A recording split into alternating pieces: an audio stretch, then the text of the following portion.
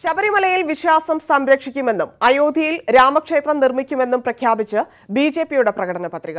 ഭീകരവാദത്തോട് സന്ധിയില്ലെന്നും കർഷകർക്ക് പലിശരഹിത വായ്പ ലഭ്യമാക്കുമെന്നും വാഗ്ദാനമുണ്ട്. ഏകീകൃത സിവിൽ കോഡ് നടപ്പാക്കുമെന്നും പ്രകടന പത്രികയിൽ പറയുന്നു.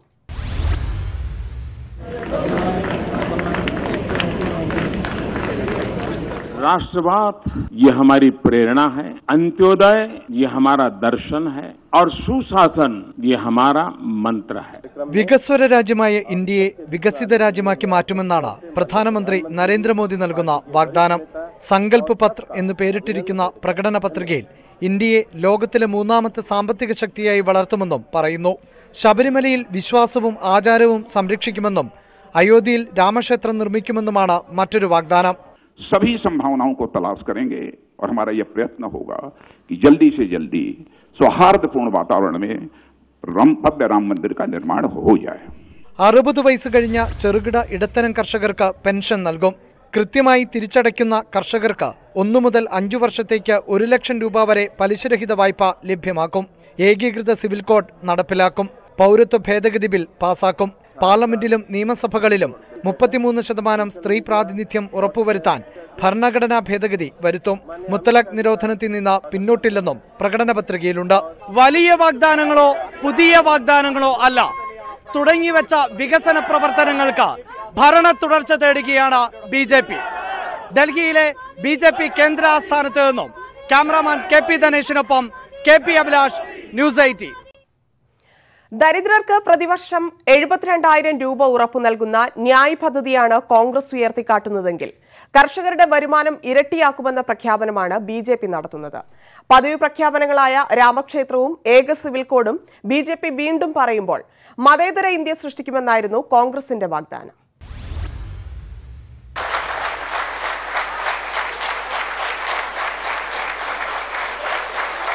പ്രകടന പത്രികകളുടെ വിശ്വാസ്യത തന്നെ ചോദ്യം ചെയ്യപ്പെടുന്നതിനിടെയാണ് പ്രധാന രാഷ്ട്രീയ പാർട്ടികളെല്ലാം വാഗ്ദാന പെരുമഴയുമായി വീണ്ടും രംഗത്തെത്തിയിരിക്കുന്നത്. ഉറപ്പായും നടപ്പാക്കുമെന്നാണ് കോൺഗ്രസിന്റെ പ്രകടന പത്രികയുടെ തലവാചകം തന്നെ. ദരിദ്രർക്ക് പ്രതിവർഷം 72,000 രൂപ വാഗ്ദാനം ചെയ്യുന്ന ന്യായ് പദ്ധതിയാണ് കോൺഗ്രസിന്റെ പ്രധാന നിർദ്ദേശം. 150 ദിവസത്തെ തൊഴിലുറപ്പും കർഷകർക്ക് പ്രത്യേക ബജറ്റുമാണ് കോൺഗ്രസിന്റെ മറ്റ് പ്രധാന വാഗ്ദാനങ്ങൾ. കോൺഗ്രസിന്റെ ന്യായ് പദ്ധതിയെ കടുത്ത ഭാഷയിൽ വിമർശിച്ച ബിജെപി ദേശീയതയെയും വിശ്വാസത്തെയുമാണ് പ്രകടന പത്രികയിൽ മുറുകെ പിടിച്ചത്. കർഷകരുടെ വരുമാനം 2022 ആകുമ്പോൾ ഇരട്ടിയായി വർദ്ധിപ്പിക്കുമെന്നും പലിശരഹിത വായ്പയുമാണ് ബിജെപിയുടെ പ്രധാന വാഗ്ദാനങ്ങൾ. കഴിഞ്ഞ തെരഞ്ഞെടുപ്പിലെ ബിജെപിയുടെ പ്രധാന പ്രചാരണ വിഷയമായിരുന്ന കള്ളപ്പണ നിരോധനത്തെക്കുറിച്ച് ഇത്തവണ പരാമർശം പോലുമില്ല. പതിവ് വാഗ്ദാനങ്ങളായ രാമക്ഷേത്രവും ഏകീകൃത സിവിൽ കോഡും പതിവ് പോലെ ഇത്തവണയും ഇടം നേടുകയും ചെയ്തു. It's not even prepared with an Ivy League mindset. This has been prepared with a strong nationalist vision. തൊഴിലാളികൾക്ക് പ്രതിമാസം കുറഞ്ഞ വേതനം 18,000 രൂപയാക്കുമെന്നായിരുന്നു CPM പ്രകടന പത്രികയിലെ പ്രധാന വാഗ്ദാനം. Election desk, news 18. ലോക്സഭാ തെരഞ്ഞെടുപ്പിൽ വോട്ടിംഗ് യന്ത്രങ്ങളുടെ സുതാര്യത ഉറപ്പാക്കാൻ കൂടുതൽ VVPAT രസീതുകൾ എണ്ണണമെന്ന് സുപ്രീം കോടതി. ഒരു ലോക്സഭാ മണ്ഡലത്തിന് കീഴിലുള്ള ഓരോ നിയമസഭാ മണ്ഡലത്തിലും 5 വോട്ടിംഗ് യന്ത്രങ്ങളിലെ VVPAT എണ്ണണം. നിലവിൽ ഒരു വോട്ടിംഗ് യന്ത്രത്തിലെ VVPAT എണ്ണിയിരുന്നതാണ് കോടതി 5ആയി വർദ്ധിപ്പിച്ചത്. ഉത്തരവ് ഫലപ്രഖ്യാപനത്തിൽ ചെറിയ കാലതാമസം ഉണ്ടാക്കിയേക്കും. ഒരു ലോക്സഭാ മണ്ഡലത്തിലെ ഓരോ നിയമസഭാ പരിധിയിലെയും ഒരു വോട്ടിംഗ് യന്ത്രത്തിലെ VVPAT രസീതുകൾ എണ്ണുന്ന തിരഞ്ഞെടുപ്പ് കമ്മീഷൻ രീതിയാണ് സുപ്രീം കോടതി മാറ്റിയത്. ഒരു നിയമസഭാ മണ്ഡലത്തിൽ ഇനി 5 വോട്ടിംഗ് യന്ത്രങ്ങളിലെ VVPATകൾ എണ്ണും. 7 നിയമസഭാ മണ്ഡലങ്ങൾ ചേരുന്ന കേരളത്തിലെ ഒരു ലോക്സഭാ മണ്ഡലത്തിൽ 35 യന്ത്രങ്ങളിലെ VVPATകൾ എണ്ണേണ്ടി വരും. ക്രമരഹിതമായാണ് എണ്ണേണ്ട വോട്ടിംഗ് യന്ത്രങ്ങൾ തിരഞ്ഞെടുക്കേണ്ടത്. 50% VVPATകൾ എണ്ണണമെന്നാവശ്യപ്പെട്ട് ചന്ദ്രബാബു നായിഡുവിന്റെ നേതൃത്വത്തിൽ 21 പ്രതിപക്ഷ പാർട്ടികൾ നൽകിയ ഹർജിയിലാണ് ചീഫ് ജസ്റ്റിസ് അധ്യക്ഷനായ സുപ്രീം കോടതി ബെഞ്ചിന്റെ ഉത്തരവ്. നിലവിലെ രീതിയെ അവിശ്വസിക്കുന്നില്ലെന്നും എണ്ണം വർദ്ധിപ്പിക്കുന്നത് കൂടുതൽ തൃപ്തികരമാകുമെന്നും കോടതി പറഞ്ഞു. എന്നാൽ 5 യന്ത്രങ്ങളിലെ VVPATകൾ എണ്ണിയതുകൊണ്ട് സംശയം ദൂരീകരിക്കാനാകില്ലെന്നും ഉത്തരവ് കോടതി പുനഃപരിശോധിക്കണമെന്നും പ്രതിപക്ഷ പാർട്ടികൾ ആവശ്യപ്പെട്ടു. 50% VVPATകൾ എണ്ണാൻ 6 ദിവസം വരെ സമയമെടുക്കുമെന്നും ഫലപ്രഖ്യാപനം വൈകുമെന്നുമായിരുന്നു ഹർജിയെ എതിർത്ത് തിരഞ്ഞെടുപ്പ് കമ്മീഷൻ നിലപാട്. രാജ്യത്താകെ 4125 വോട്ടിംഗ് യന്ത്രങ്ങളിലെ VVPATകൾ എണ്ണിയിരുന്നത് കോടതി വിധിയിലൂടെ 20,625 ഉയരും. ഒരേ സമയം 5 മേശകളിലായി 5 വോട്ടിംഗ് യന്ത്രങ്ങളിലെ വിവിപാറ്റുകൾ എണ്ണിയാൽ വലിയ കാലതാമസമില്ലാതെ ഫലപ്രഖ്യാപനം നടത്താനാകുമെന്നാണ് തിരഞ്ഞെടുപ്പ് കമ്മീഷന്റെ കണക്കുകൂട്ടൽ. ഡൽഹിയിൽ നിന്ന് എം ഉണ്ണികൃഷ്ണൻ, ന്യൂസ് 18. പെരുമാറ്റച്ചട്ട ലംഘനങ്ങൾക്കെതിരെ നിലപാട് കർശനമാക്കി തെരഞ്ഞെടുപ്പ് കമ്മീഷൻ. ദേവസ്വം മന്ത്രി കടകംപള്ളി സുരേന്ദ്രന്റെ പ്രസ്താവനകളിൽ ജാഗ്രത പാലിക്കണമെന്ന് മുഖ്യ തെരഞ്ഞെടുപ്പ് ഓഫീസർ താക്കീത് നൽകി. പാലക്കാട് തെരഞ്ഞെടുപ്പ് റാലിയിൽ വടിവാൾ കണ്ടെന്ന ആരോപണം അന്വേഷിക്കും. ആറ്റിങ്ങലിൽ ശബരിമലയുമായി ബന്ധപ്പെട്ട ലഘുലേഖകൾ പിടിച്ചെടുത്തു. അതിനിടെ ശബരിമല വിവാദ പ്രസംഗത്തിൽ NDA സ്ഥാനാർത്ഥി സുരേഷ് ഗോപി കലക്ടർക്ക് വിശദീകരണം നൽകി. 600 രൂപ 1200 രൂപയാക്കി മാറ്റി പെൻഷൻ വീട്ടിൽ കൃത്യമായിട്ട് എത്തിക്കുന്ന പിണറായി വിജയന് ഒരു വോട്ട് കൊടുക്കാൻ വേണ്ടിയിട്ട് നിങ്ങൾ പറയണം. ഇല്ലെങ്കിൽ ദൈവം ചോദിക്കുന്നവരോട് പറഞ്ഞാൽ ഈ പൈസയും മേടിച്ചിട്ട് വോട്ട് ചെയ്തില്ലെങ്കിൽ ഇതെല്ലാം കണ്ടുകൊണ്ട് ഒരാൾ മുകളിലിരിക്കൊണ്ട് നിശ്ചയമായിട്ട് ചോദിച്ചിരിക്കുമെന്ന് പറയാനായിട്ട് നമുക്ക് സാധിക്കുമെന്ന് എനിക്ക് അവരോട് പറയാനുള്ളത്. ക്ഷേമ പെൻഷനുകൾ വാങ്ങുന്നവർ വോട്ട് ചെയ്തില്ലെങ്കിൽ ദൈവം ചോദിക്കുമെന്ന പ്രസംഗമാണ് ദേവസ്വം മന്ത്രി കടകംപള്ളി സുരേന്ദ്രന് വിനയായത്. ഇത്തരം പ്രസ്താവനകൾ ആവർത്തിക്കരുതെന്ന് മുഖ്യ തെരഞ്ഞെടുപ്പ് ഓഫീസർ ടിക്കാറാം മീണ മന്ത്രിയോട് കത്തിലൂടെ ആവശ്യപ്പെട്ടു. ദൈവത്തിന്റെ പേരിൽ ഭയപ്പെടുത്തുന്നത് മാതൃകാ പെരുമാറ്റച്ചട്ടത്തിന്റെ ലംഘനമാണെന്ന് കത്തിൽ വ്യക്തമാക്കി. പാലക്കാട് ഇടതു സ്ഥാനാർത്ഥി MP രാജേഷിന്റെ റാലിയിൽ വടിവാൾ കണ്ടെന്ന ആരോപണം അന്വേഷിച്ച് റിപ്പോർട്ട് നൽകാൻ സംസ്ഥാന പോലീസ് മേധാവി ലോക്നാഥ് ബെഹ്റയോട് മുഖ്യ തെരഞ്ഞെടുപ്പ് ഓഫീസർ ആവശ്യപ്പെട്ടു. പ്രചരണ റാലികളിൽ ആയുധങ്ങൾ കൊണ്ടുപോകുന്നത് കർശനമായി തടഞ്ഞിട്ടുണ്ടെന്ന് തെരഞ്ഞെടുപ്പ് കമ്മീഷൻ DGPയെ അറിയിച്ചു. അഭിപ്രായ സർവേകൾ നൽകുമ്പോൾ അതിൽ മതാടിസ്ഥാനത്തിൽ വിവരങ്ങൾ കാണിക്കരുതെന്ന് മാധ്യമങ്ങളോടും കമ്മീഷൻ ആവശ്യപ്പെട്ടു. തിരുവനന്തപുരം ആറ്റിങ്ങലിൽ ശബരിമലയുമായി ബന്ധപ്പെട്ട ലഘുലേഖകൾ പിടിച്ചെടുത്തു. ശബരിമല കമ്മ്യൂണിസ്റ്റ് ഭീകരതയും കോൺഗ്രസ് വഞ്ചനയും എന്ന പേരിലാണ് ലഘുലേഖ. 2 പേരെ ആറ്റിങ്ങൽ പോലീസ് കസ്റ്റഡിയിലെടുത്തു. കാറും പിടിച്ചെടുത്തു. അതേസമയം ശബരിമല വിഷയമുയർത്തി വോട്ട് ചോദിച്ച സംഭവത്തിൽ തൃശൂരിലെ NDA സ്ഥാനാർത്ഥി സുരേഷ് ഗോപി ജില്ലാ കളക്ടർക്ക് വിശദീകരണം നൽകി. നിയമവിദഗ്ധരുടെ സഹായത്തോടെ BJP ജില്ലാ നേതൃത്വം തയ്യാറാക്കിയ വിശദീകരണക്കുറിപ്പ് കേന്ദ്ര നേതൃത്വത്തിനയച്ച് അനുമതി നേടിയ ശേഷമാണ് കളക്ടർക്ക് കൈമാറിയത്. പെരുമാറ്റച്ചട്ടം ലംഘിച്ചിട്ടില്ലെന്നും ശബരിമല എന്നത് മതസാമുദായിക ചിഹ്നങ്ങളിൽ ഉൾപ്പെടുന്നില്ലെന്നും BJPയുടെ വിശദീകരണത്തിൽ പറയുന്നു. പ്രചരണ രംഗം തെരഞ്ഞെടുപ്പ് കമ്മീഷന്റെ പൂർണ്ണമായ നിരീക്ഷണത്തിലാണ്. ഓരോ ചട്ടലംഘനത്തിനും ഉടനടി നടപടിയെന്ന നിലപാടാണ് മുഖ്യ തെരഞ്ഞെടുപ്പ് ഓഫീസർ ടിക്കാറാം മീണയുടേതാണ്. ഇതുകൊണ്ടുകൂടിയാണ് തെരഞ്ഞെടുപ്പ് ചൂടിൽ വാവിട്ടു പോണ വാക്കുകൾക്ക് ഉടനടി വിശദീകരണം നൽകാൻ സ്ഥാനാർത്ഥികൾക്ക് തയ്യാറാവേണ്ടി വരുന്നതും. വിവിധ ബ്യൂറോകൾക്കൊപ്പം TG സജിത്, ന്യൂസ് 18, തിരുവനന്തപുരം. തൃശൂരിലെ BJP സ്ഥാനാർത്ഥി സുരേഷ് ഗോപിക്ക് നോട്ടീസ് നൽകിയ വരണാധികാരിയായ ജില്ലാ കളക്ടർ TV അനുപമയ്ക്ക് നേരെ സൈബർ ആക്രമണവുമായി BJP അണികൾ. സ്വാമി ശരണം ഉൾപ്പെടെയുള്ളവ പോസ്റ്റ് ചെയ്താണ് അനുപമയുടെ ഫേസ്ബുക്കിലെ കമന്റ് ബോക്സ് നിറയ്ക്കുന്നത്. ഇതിനിടെ ആളുമാറി സിനിമാ താരം അനുപമ പരമേശ്വരന് നേരെയും സൈബർ ആക്രമണം നീണ്ടു. എന്ത് ജനാധിപത്യമാണിത്? ജനങ്ങൾ ഇതിനും കൈകാര്യം ചെയ്യും. സ്ഥാനാർത്ഥി തന്നെ ഇങ്ങനെ പറഞ്ഞാൽ അണികൾ നോക്കിയിരിക്കുമോ? തൃശൂർ കളക്ടറും വരണാധികാരിയുമായ TV അനുപമ IASന്റെ ഫേസ്ബുക്ക് പേജിലേക്ക് നേരെ വെച്ചുപിടിച്ചു. തെറിവിളിയും അശ്ലീലം പറച്ചിലിനുമൊപ്പം ശരണം വിളിയുമായി നിറഞ്ഞു BJP അനുയായികൾ. നീയും നിന്റെ IASും കൊണം വരാതെ പോകണേ എന്ന് പോലും മുദ്രാവാക്യങ്ങൾ ഉയർന്നു.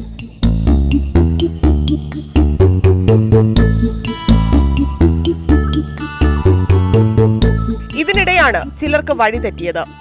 അനുപമ IASന്റെ പേജിന് പകരം അവരെത്തിയത് സിനിമാ താരം അനുപമ പരമേശ്വരന്റെ പേജിൽ. നടിയുടെ ചിത്രത്തിനും പുതിയ സിനിമയുടെ പോസ്റ്ററിനുമെല്ലാം കമന്റായി ശരണം വിളികൾ നിറഞ്ഞു. ആളുമാറിയുള്ള ഈ ചീത്തവിളി കാണാനും അനുപമയുടെ പേജിലേക്ക് ആളുകൾ ഒഴുകി.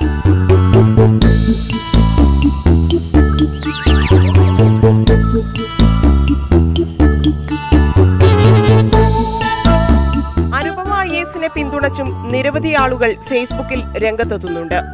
എന്തായാലും കർശന നടപടികളിലൂടെ സോഷ്യൽ മീഡിയയിൽ താരമായ അനുപമ വീണ്ടും ശ്രദ്ധാകേന്ദ്രമാവുകയാണ്. Election desk, news 18.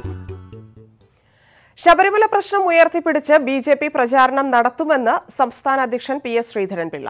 ദൈവത്തിന്റെ പേരിൽ പ്രചാരണം നടത്തില്ല, എന്നാൽ ഹിന്ദുത്വത്തിന് വോട്ട് ചെയ്യുക എന്ന് പറഞ്ഞാൽ അത് തെറ്റല്ല. ശബരിമല എന്ന് പറയുമ്പോൾ തെരഞ്ഞെടുപ്പ് കമ്മീഷൻ നടത്തുന്ന ജൽപ്പനങ്ങൾ അനാവശ്യമാണ്. സുരേഷ് ഗോപി ദൈവനാമത്തിൽ വോട്ട് ചോദിച്ചിട്ടില്ലെന്നും ശ്രീധരൻപിള്ള പറഞ്ഞു. മുഴുവൻ പ്രവർത്തകന്മാരും ശബരിമല പ്രശ്നം, വിശ്വാസികളുടെ കാര്യം, അത് ഞങ്ങൾ ഉയർത്തിപ്പിടിച്ച് പ്രചരണം നടത്തും. അതിനുള്ള അവകാശം ഞങ്ങൾക്കുണ്ട്. ഞങ്ങളുടെ അഖിലേന്ത്യാ തലത്തിലുള്ള മാനിഫെസ്റ്റോയും അത് തന്നെയാണ് പറയുന്നത്. പക്ഷേ ദൈവനാമത്തിൽ ദൈവത്തിൻ്റെ പേരുപയോഗിച്ചുകൊണ്ട് വോട്ട് ചോദിക്കുന്നത്, അത്തരം ബിംബങ്ങളും ഒക്കെ എടുത്ത് കാട്ടിക്കൊണ്ടുള്ള പ്രചരണം അത് പാടില്ലാത്തതാണ്. അത് ഞാൻ നേരത്തെ തന്നെ ഇക്കാര്യം വ്യക്തമാക്കിയിട്ടുള്ളതാണ്. അപരഭീഷണി വിട്ടൊഴിയാതെ മുന്നണി സ്ഥാനാർത്ഥികൾ. വയനാട്ടിൽ രാഹുൽ ഗാന്ധിക്ക് 2 അപരന്മാരെ നേരിടണം. MP രാജേഷിനും Adoor പ്രകാശിനും ET Muhammad ബഷീറിനുമൊക്കെ അപരഭീഷണിയുണ്ട്. പത്രിക പിൻവലിക്കാനുള്ള സമയം അവസാനിച്ചിട്ടും പിന്മാറാതെ അപരന്മാർ. വയനാട്ടിൽ മത്സര രംഗത്തുള്ളത് 3 രാഹുൽ ഗാന്ധിമാരാണ്. കോൺഗ്രസ് അധ്യക്ഷൻ രാഹുൽ ഗാന്ധിക്ക് പുറമെ KE രാഹുൽ ഗാന്ധിയും K രാഹുൽ ഗാന്ധിയും. പൊന്നാനിയിൽ ET മുഹമ്മദ് ബഷീർ നേരിടേണ്ടത് 3 മുഹമ്മദ് ബഷീറുമാരെ. എതിർ സ്ഥാനാർത്ഥി PV അൻവറിനുമുണ്ട് അതേ പേരിൽ അപരൻ. പാലക്കാട് MP രാജേഷിന് ഭീഷണിയായി P രാജേഷും A രാജേഷും. മലപ്പുറത്ത് VP സാനുവിനെ നേരിടാൻ NK സാനു. ആറ്റിങ്ങലിൽ അടൂർ പ്രകാശിനെതിരെ 2 പ്രകാശുമാർ മത്സരിക്കും. തിരുവനന്തപുരത്തെ UDF സ്ഥാനാർത്ഥി ശശി തരൂരിന് വെല്ലുവിളിയായി T ശശിയും മത്സരരംഗത്ത് ഉറച്ചു നിൽക്കുന്നു. ഇതിൽ ചില മണ്ഡലങ്ങളിലെങ്കിലും മുന്നണി സ്ഥാനാർത്ഥികളുടെ ജയപരാജയങ്ങൾ നിർണ്ണയിക്കുക അപരന്മാരാകും. പത്രിക പിൻവലിക്കൽ പൂർത്തിയായതോടെ സംസ്ഥാനത്തെ തെരഞ്ഞെടുപ്പ് ചിത്രം വ്യക്തമായി. സ്വതന്ത്ര സ്ഥാനാർത്ഥികൾക്ക് ചിഹ്നങ്ങളും അനുവദിച്ചു. പൊന്നാനിയിലെ ഇടതു സ്വതന്ത്രൻ PV അൻവറിന് കത്രികയാണ് ചിഹ്നം. ന്യൂസ് 18 തിരുവനന്തപുരം. 2 മുൻ MPമാർ തമ്മിലുള്ള മത്സരമാണ് തെലങ്കാനയിലെ ഖമ്മം മണ്ഡലത്തിൽ. മണ്ഡലം തിരിച്ചുപിടിക്കാൻ മുൻ കേന്ദ്രമന്ത്രിയും തീപ്പൊരി നേതാവുമായ രേണുക ചൌധരിയെയാണ് കോൺഗ്രസ് ഇറക്കിയിരിക്കുന്നത്. സ്ഥാനാർത്ഥി പ്രഖ്യാപനത്തിന് തൊട്ടുമുൻപ് TDP വിട്ടെത്തിയ നമ നാഗേശ്വര റാവു ആണ് TRS സ്ഥാനാർത്ഥി. കോൺഗ്രസിന് നല്ല വളക്കൂറുള്ള മണ്ണായിരുന്നു ആന്ധ്ര അതിർത്തിയോട് ചേർന്ന് കിടക്കുന്ന ഖമ്മം. എന്നാൽ ആന്ധ്ര വിഭജനത്തോടെ കരുത്തു കുറഞ്ഞു. പഴയ പ്രതാപം തിരിച്ചുപിടിക്കുക എന്ന ലക്ഷ്യത്തോടെയാണ് 1999-ലും 2004-ലും മണ്ഡലത്തിൽ നിന്ന് വിജയിച്ച മുൻ കേന്ദ്രമന്ത്രി രേണുക ചൌധരിയെ തന്നെ കോൺഗ്രസ് കളത്തിലിറക്കിയിരിക്കുന്നത്.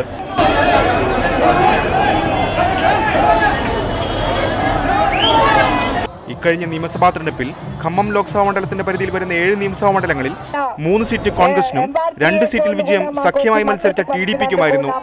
TRSന്റെ പ്രകടനം 1 സീറ്റിൽ ഒതുങ്ങി. ഇതാണ് കോൺഗ്രസിന് ആത്മവിശ്വാസം നൽകുന്ന പ്രധാന ഘടകം. കാർഷിക മേഖല, പ്രത്യേകിച്ച് മുളക് കർഷകർ നിർണായകമായ ഖമ്മം മണ്ഡലത്തിൽ കാർഷിക വിഷയങ്ങൾ ഉയർത്തിയാണ് രേണുക ചൌധരി വോട്ട് തേടുന്നത്. തെലങ്കാനയിൽ TDP ഇത്തവണ മത്സരിക്കാത്തത് అనుకూలమాగుమన్న ప్రతీక్షయం కాంగ్రెస్నుంది. ఖమ్మం జిల్లాలో బయ్యారం స్టీల్ ప్లాంట్ ఏమైంది? ఇవాళ కృతజ్ఞతలు మీకందరికీ తెలుసు. మీ అంత ప్రభుత్వంలో ఇవాళ రోజు ఆడు చెప్పే సొల్లు కబుర్లకి వాస్తవానికి ఇక్కడ ప్రజలకి జీతాలు ఇవ్వటం లేదు. മാർച്ച് മാസം അവസാനം TDP വിട്ട് TRS എത്തിയ നമനാഗേശ്വര റാവു ആണ് മുഖ്യ എതിരാളി. 2009-ൽ രേണുക ചൌധരിയെ തോൽപ്പിച്ച ചരിത്രമുണ്ട് നാഗേശ്വര റാവുവിന്. 2014-ൽ പക്ഷേ ജനവിധി തേടിയെങ്കിലും തോറ്റു.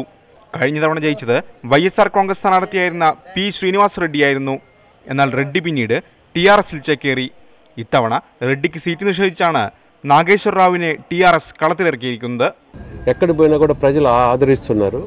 ముఖ్యంగా కనుక చూసినట్టయితే గత 5 సంవత్సరాలలో TRS చేసినటువంటి అభివృద్ధి కార్యక్రమాలు, సంక్షేమ పథకాలు. ഇടതു പാർട്ടികൾക്കും വലിയ സ്വാധീനമുണ്ട് ഖമ്മം മണ്ഡലത്തിൽ. ഒരു തവണ CPMഉം ഒരു തവണ CPIയും മണ്ഡലത്തിൽ വിജയിച്ചിട്ടുണ്ട്. കഴിഞ്ഞ തവണ CPI 1,80,000-ലധികം വോട്ട് നേടി. ഇത്തവണ CPM ആണ് മത്സരരംഗത്ത്. B വെങ്കട്ടാണ് സ്ഥാനാർത്ഥി. BJPയുടെ വാസുദേവ റാവു, ജനസേനയുടെ N സത്യനാരായണ തുടങ്ങിയവരും മത്സരരംഗത്തുണ്ട്. Election desk, news 18. വിശ്രമമില്ലാതെ സ്ഥാനാർത്ഥി വോട്ട് പിടിക്കാൻ ഓടുമ്പോൾ വീട്ടുകാരെന്ത് ചെയ്യും? അവരും തിരക്കിലാണ്. പ്രചാരണത്തിന്റെ അണിയറയിൽ അവരുമുണ്ട്. എറണാകുളത്തെ 3 മുന്നണികളിലെ സ്ഥാനാർത്ഥികളുടെ ഭാര്യമാർ ഈ തെരഞ്ഞെടുപ്പ് കാലത്തെക്കുറിച്ച് പറയുകയാണ്.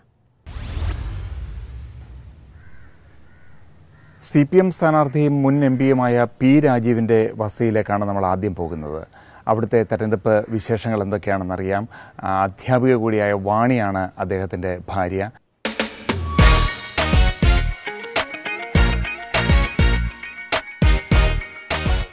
രാജീവേട്ടൻ വരുമ്പോൾ തന്നെ 11:30 ഒക്കെ ആവുമല്ലോ. അപ്പോൾ പിന്നെ കുളിച്ച് ഒരു ഉപ്പുവെള്ളത്തിൽ കുറച്ച് ഇതില്ലേ പുളിയിലിട്ട് ഉപ്പും കല്ലുപ്പും ഇട്ട് ആ ഇതിൽ കാലിറക്കി വെക്കും.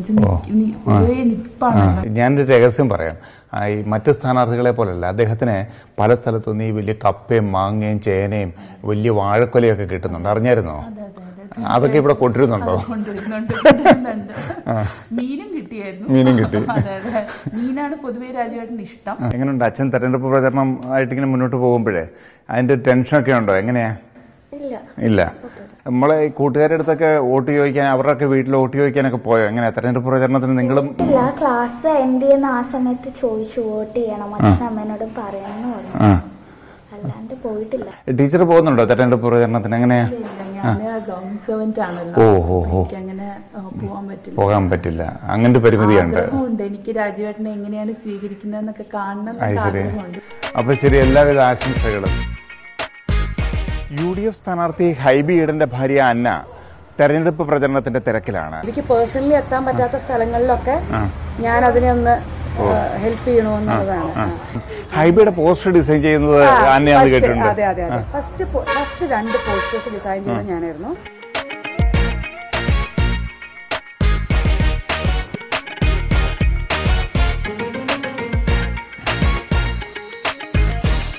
BJP സ്ഥാനാർത്ഥിയും കേന്ദ്രമന്ത്രിയുമായ അൽഫോൺസ് കണ്ണന്താനത്തിന്റെ ഭാര്യ ഷീല കണ്ണന്താനം ഇപ്പോൾ തെരഞ്ഞെടുപ്പ് പ്രചരണത്തിലാണ് എറണാകുളത്ത്. ഇപ്പോൾ ഷീല കണ്ണന്താനവും അവരുടെ പ്രവർത്തകരും BJP പ്രവർത്തകരുമാണ് ഇപ്പോൾ ഓരോ വീടുകൾ കയറി വോട്ട് ചോദിച്ചുകൊണ്ടിരിക്കുകയാണ്. തെരഞ്ഞെടുപ്പ് പ്രചരണം ശക്തി പിടിപ്പിക്കുക. ഞാൻ കുറച്ച് എല്ലാവരും നല്ല ആവേശത്തിലാണ്. വളരെ സന്തോഷമുണ്ട് ഇവരുടെ കൂടെ വർക്ക് ചെയ്യാൻ.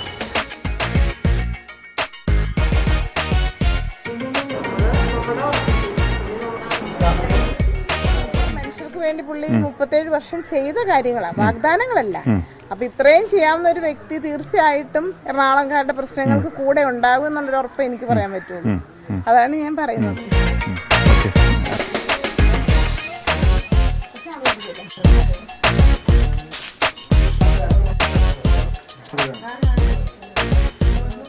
ഒരു ഫിഷറീസ് മന്ത്രാലയം ഇപ്രാവശ്യത്തെ ബഡ്ജറ്റിൽ സാങ്ഷനാക്കി ചേട്ടൻ അറിഞ്ഞു കാണുമായിരിക്കുമല്ലോ.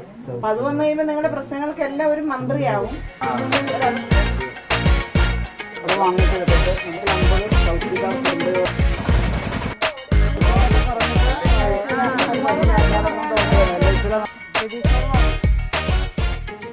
ഇതുപോലെ തന്നെ എല്ലാ സ്ഥാനാർത്ഥികളുടെയും ഭാര്യമാർ ഇനി ഉറക്കമില്ലാത്ത, അവർക്ക് ഈ തെരഞ്ഞെടുപ്പ് തീരുന്നതുവരെ ഉറക്കമില്ലാത്ത ദിനങ്ങളാണ്. ക്യാമറമാൻ മനോജ് കുമാറിനൊപ്പം എൻ ശ്രീനാഥ്, ന്യൂസ് 18 കൊച്ചി. രാജൻ ബാബു വിഭാഗം ലയിക്കാൻ വന്നപ്പോൾ വീടിന്റെ ഗേറ്റ് തുറക്കാതെ ഗൗരിയമ്മ. വീടിന് പുറത്തേക്ക് ആരും വരാതിരുന്നത് കാരണം രാജൻ ബാബുവിനും കൂട്ടർക്കും അരമണിക്കൂറോളം പുറത്ത് കാത്തു നിൽക്കേണ്ടി വന്നു. പിന്നീട് ഗൗരിയമ്മ പുറത്തു വന്നെങ്കിലും താക്കോൽ കാണാനില്ലെന്ന് പറഞ്ഞതോടെ ലയിക്കാനെത്തിയവർ പൂട്ട് പൊളിച്ചാണ് അകത്തു കയറിയത്. മുൻ നിശ്ചയപ്രകാരം ലയനപ്രഖ്യാപനം നടത്താൻ വൈകിട്ട് 4:15 രാജൻ ബാബുവും കൂട്ടരും എത്തിയെങ്കിലും ഗൗരിയമ്മയുടെ വീട്ടിൻ്റെ ഗേറ്റ് പൂട്ടിയ നിലയിൽ. ഗൗരിയമ്മയ്ക്കൊപ്പമുള്ളവരെ ഫോണിൽ ബന്ധപ്പെടാൻ ശ്രമിച്ചെങ്കിലും ഒരു രക്ഷയുമില്ല.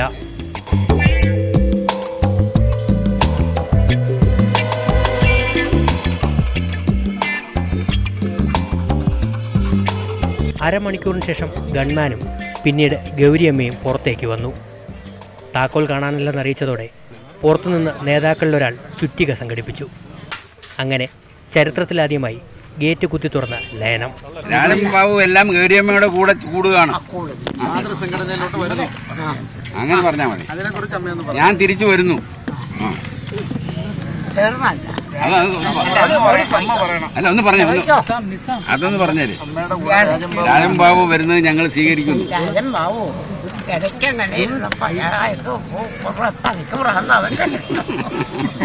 പഴയ കാലത്തെ പാർട്ടി പോലെ ഉയർന്നു വന്ന് പാർട്ടി ഇപ്പൊ ഇത് കണ്ടാൽ തോന്നുന്നത് നടന്ന ഇവർക്കൊക്കെ വേണ്ടിയാണ് പാർട്ടി ഉണ്ടാക്കിയത്. പാർട്ടി ജനങ്ങൾക്ക് വേണ്ടിയാണ്.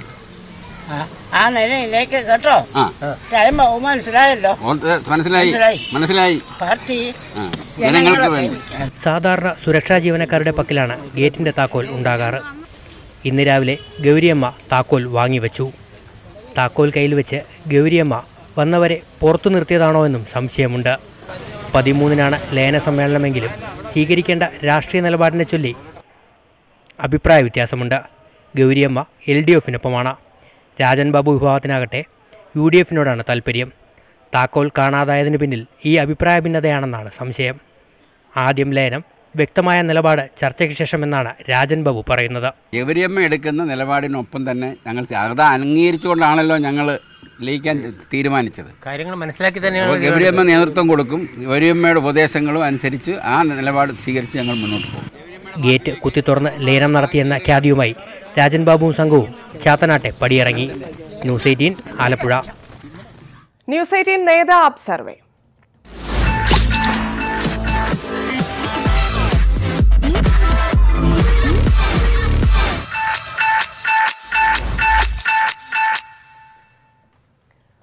ന്യൂസ് 18ഉം നേതാ ആപ്പും സംയുക്തമായി ഒരുക്കുന്ന തെരഞ്ഞെടുപ്പ് അഭിപ്രായ വോട്ടെടുപ്പിലെ ഇന്നത്തെ ചോദ്യം: പുതിയ ഇന്ത്യക്ക് ആരുടെ പ്രകടന പത്രികയാണ് നല്ലത്? കോൺഗ്രസിന്റെയോ BJPയുടെയോ? 3,68,394 പേർ അഭിപ്രായം രേഖപ്പെടുത്തിയപ്പോൾ BJPയുടെ പത്രികയാണ് നല്ലതെന്ന് 61.09% പേർ പറഞ്ഞു. കോൺഗ്രസിന്റെ പത്രിക നല്ലതെന്ന് 38.91% പേർ അഭിപ്രായം രേഖപ്പെടുത്തി.